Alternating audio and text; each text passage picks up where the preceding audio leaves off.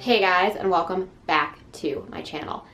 So I think this is my first book review of 2022, and we're going to be talking about a book that I believe came out in 2020, and we're going to be talking about Gone to See the Riverman by Kristopher Triana, which I am very, very intrigued to talk about and very, very excited to talk about this book. And so this is the second book that I finished this year. So I wanted to read this because back in November of 2021, Nightworms sent me A Cold Place for Dying by Kristopher Triana, which was an exclusive release for Nightworms, and I had never heard of this author before, and it was a great, kind of very straightforward winter isolation horror story. It was very fun, it was very fast-paced, and I liked Kristopher Triana's writing style.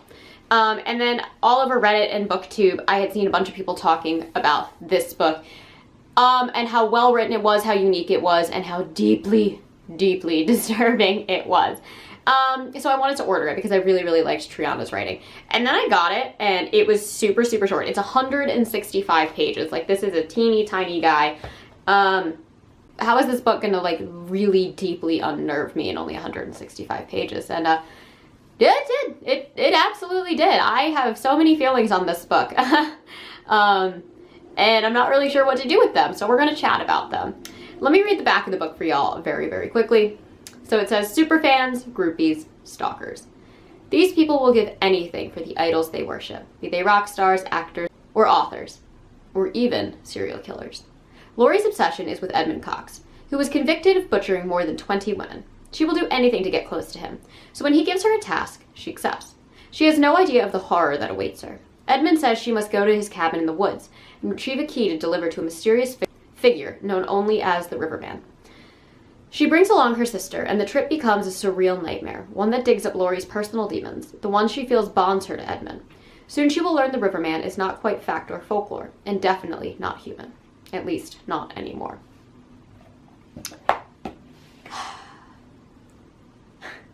I'm really not sure how to even start this review. The first thing I want to say is the coolest thing about this book. This is I believe the second pressing of it by Grindhouse. I believe it was originally published by Cemetery Dance Publications. But it says Kristopher Triana and has little X's on the eyes. I thought that was a really cute detail because Edmund Cox, the serial killer in this, writes his letters from jail by putting X's over all of his eyes. So I thought that was a really cool, really cute attention to detail. And I love this cover. This is one of the most unique stories I've ever read. It is extremely, extremely well written. It had me fully captivated. I believe I read the book in 2 days. I didn't want to put, that's a lie.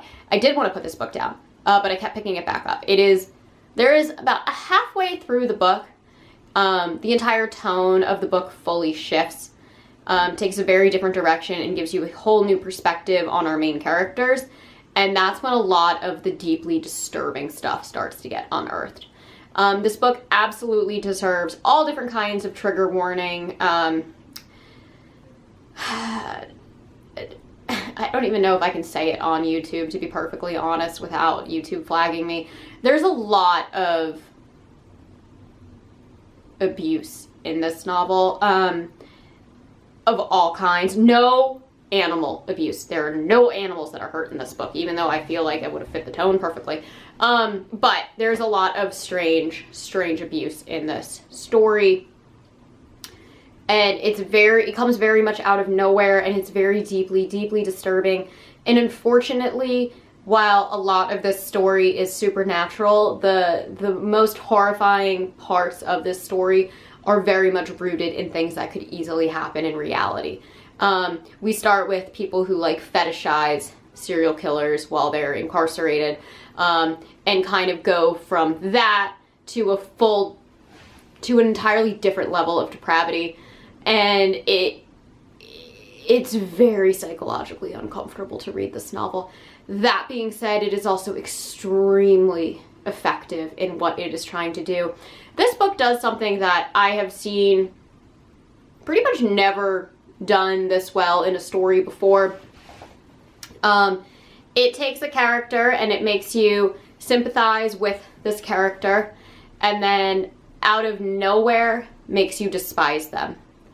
Literally in the course of like a page.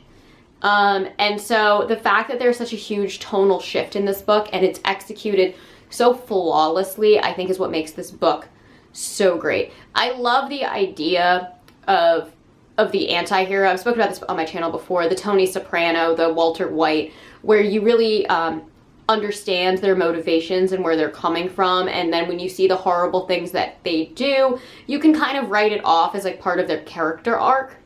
This one makes you really like a character, and then all of a sudden you cannot understand why you ever liked them in the first place. And it's just a very, very effective thing that I've never seen done before, ever. And I was just blown away by how it was executed.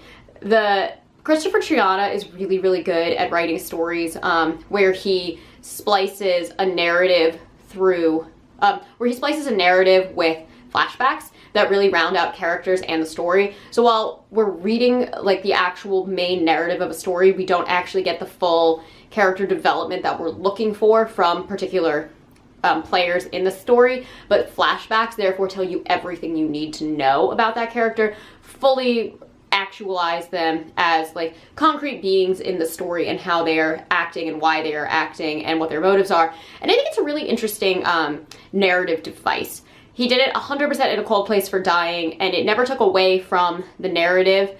It never felt too clunky or over the top, but it made sense without him having to really show why a character would do something in the moment. So I really, really love Kristopher Triana's use of flashbacks in the story. I think it's really, really helpful. I do enjoy his slight shifts of perspective throughout the story as well. We get different perspectives from our main characters, Lori and her sister, Abby. And I just thought it was a really, really cool way to flesh out, such the wrong word to use for this story, to really flesh out these characters and this narrative. I will say I loved the setting. I'm assuming a Southern, like, Gothic story. It's definitely Southern horror. It's set in Kellen, I believe, which is a river town on the Tennessee River in Alabama. And that is never explicitly said in the books, but I did look up where Kellen is and tried to find a Kellen on a river. I believe it is in a small town in Alabama. And it is just a beautiful, beautiful setting. It is eerie, it is dark, it is whimsical. There are these characters that pop up throughout the book that you're kind of like, why is this person being introduced? And then they come back in the end, and it's just so well-rounded. This book is short because there's no details that are added that are excessive. Everything that is spoken about in this book is spoken about because it is going to show back up in the story. It's kind of like Chekhov's gun, except you have like Chekhov's preacher and other things like that, which I think is really, really cool. And just, it's just so unique. And it's really hard for me to talk about this book without fully spoiling it, because again, there's a huge tonal shift in the dead center of the book, where it just goes from being just kind of like a thriller to a truly, truly horrifying, unsettling, deeply disturbing narrative. The Riverman himself is an extremely cool character. You could say it's cosmic horror-y. There is kind of this like very overarching, supernatural, otherworldly quality about him, but he just kind of felt like almost like a folky demon to me. I really, really liked him. He likes to play his guitar. That was really interesting. I liked how he operated. His physical description was great. It was so perfectly unnerving, and it just felt so akin to like a Southern Gothic style. Like if you were to introduce a cosmic being to Southern Gothic, I feel like this is what this cosmic being would look like. And his world is really interesting. It's bathed in red. There's a river of flesh. Like it's just very, very deeply unnerving.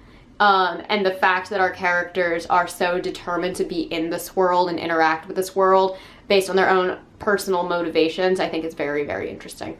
So yes, I really don't want to give too much away. This book is a 4-star read for me. It probably would have been a 5-star read for me if it did not have all of these grotesque trigger warnings. There are so many topics in this story that are so uncomfortable for me to read about, that I couldn't give it a 5-star rating just because it is not something I enjoy reading about. Kind of like the Let the Right One In effect, where there are scenes in Let the Right One In that were so uncomfortable and nauseating for me to read about that I couldn't justify giving it a 5-star read.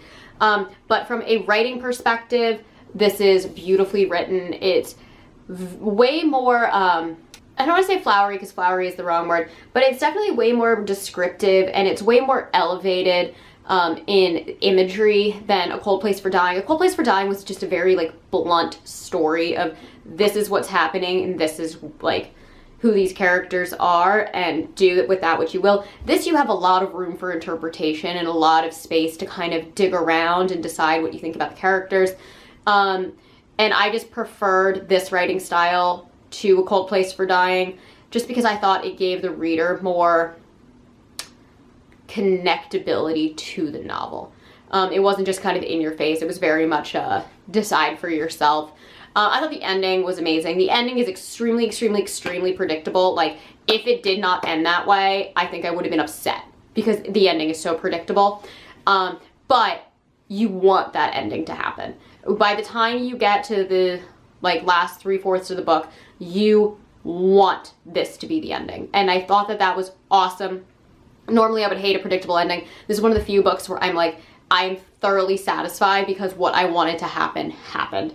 It needed to happen, which is very macabre if you read this book thinking that that's what needs to happen, but that is true. Very depressing book, very disturbing book, very beautifully written book, very unnerving, trigger warning needed topics.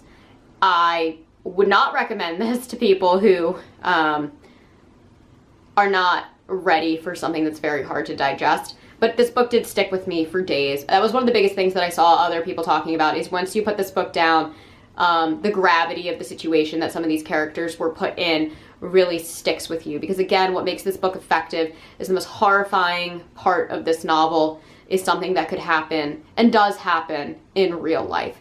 Think of it almost as like the Patrick Hockstetter effect in It. You have these scary, terrifying cosmic beings, but it's the actual human who actually functions this way that is 10 times more terrifying. Anyway, I will absolutely be reading more from Kristopher Triana. This blew me away. It is 100% worth all of the hype that you see online.